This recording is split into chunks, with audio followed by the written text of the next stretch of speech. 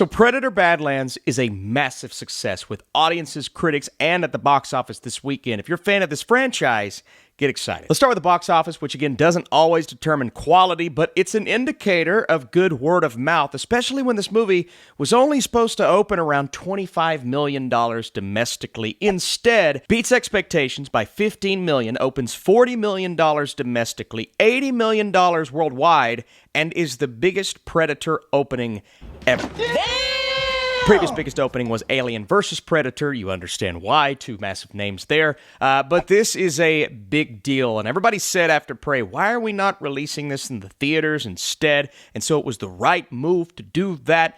Now let's talk about all of the scores. And we saw what it was getting on Rotten Tomatoes, mid-80s. Critics were really enjoying it. I saw it and said, you know what? This is better than I thought it was going to be. Not only that, but it is one of those films I believe audiences are going to love. And sure enough, that's what happened. Start with CinemaScore. That's the best indicator for general audiences. And I hate to say it like this, but like casuals that may not see a ton of movies in a year. And so plenty of audience members walked out surprised and gave this an A- CinemaScore. That is incredible for this type of movie, highest in the Predator franchise. I didn't even expect that, and I knew audiences were going to like it. IMDb rocking a 7.6, which is fantastic. Letterboxd rocking, I believe, a 3.6 right now, which is a great score for more movie-going audiences. And so really, you're looking at every facet you could possibly look at.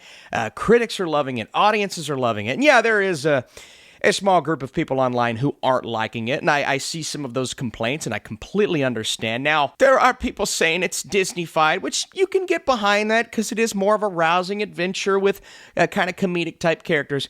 But those who are saying it's woke, I believe had preconceived notions, were probably making content saying how woke it was going to be based on the trailer, and then once the movie actually didn't do what they expected it to do, they said, well, I got to stick to my guns. And that's what happened, because there's no way you can justify using that word with this movie. And people are going online and saying it's this kind of thing and just literally giving false information. Like, here's what happens in the movie. And I'm tweeting at these morons saying, that's not even in the movie. You're just making stuff up because you said this was going to happen. It didn't happen. And you were wrong. We made it up. We made this one up.